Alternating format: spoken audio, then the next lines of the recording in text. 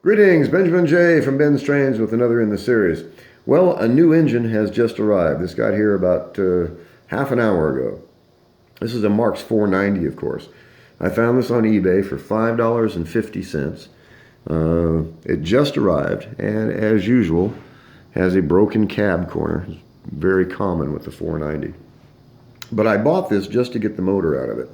And the reason for that is these 490s, if you look at them, this has a double reduction motor. So this has exactly the same motor as the 666, just with different side rods. So what I'm going to do with this is, once I get it up and lubed and tuned and running well, I'm going to swap that motor into this Commodore Vanderbilt wind-up conversion that I built. I've been looking for a double reduction motor for it, and I saw this one on eBay. I put a bid on it. I was the only bidder on it. Didn't run, dead as a hammer, of course. And it just got here, so I just wanted to do a quick video before I tear it apart. And like I said, I'm going to swap the motor out into that Commodore Vanderbilt wind-up conversion. So when you find these 490s, especially with these double reduction motors, these things run well. They have a lot of pulling power. This one was in terrible condition, as you can see. It had not been run in decades. The motor was frozen solid, the wheels wouldn't even turn, and thus it was $5.50.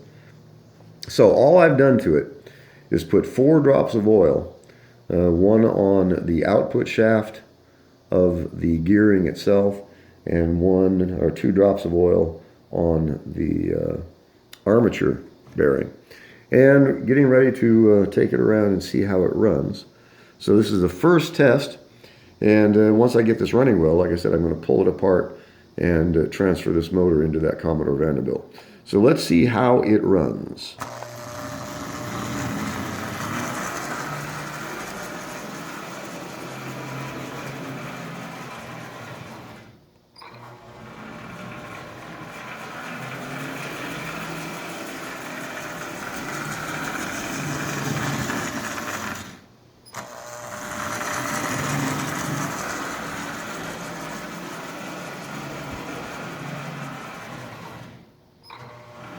Now it's really sluggish. I don't know if you can tell that or not.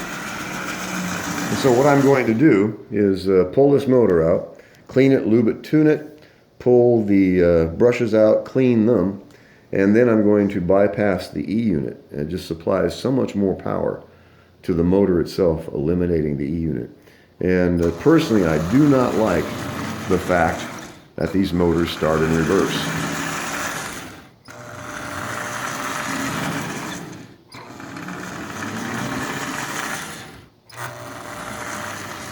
So what I'm going to do is pull this motor out. I'll swap out that front crossbar and then drop that double reduction motor into that Commodore Vanderbilt. So I just wanted to do a quick video before I pull this thing apart. As I always stress, don't overlook the junk. I had this motor running in 10 minutes. And what I'm going to do now, of course, is pull it apart, pull the brushes out, get it cleaned, lubed, and tuned. I'm going to bypass the E unit. I'm going to replace or swap out that front crossbar so it'll mount in the Commodore Vanderbilt. And then I'll put it in the Commodore Vanderbilt and see how it runs. But this is a double reduction motor. So the same motor that's in the 666, just with different side rods.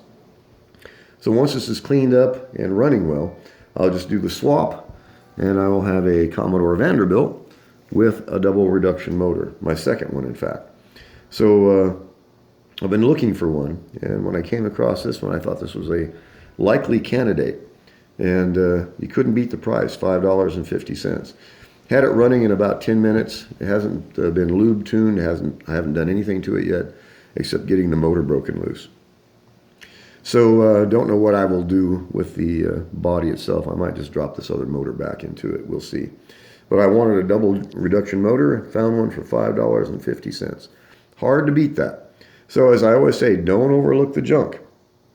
Just because it's junk when you buy it doesn't mean it's going to be junk when you're finished with it. So another hour or so, and this is going to be running in a Commodore Vanderbilt wind-up conversion. So I just couldn't beat the price, and I've been looking for a double reduction motor just for this project. So I just thought I'd do a quick video. As always, if you have any questions, feel free to drop me an email, BENZTRAINZ@gmail.com. And as always, thank you for watching.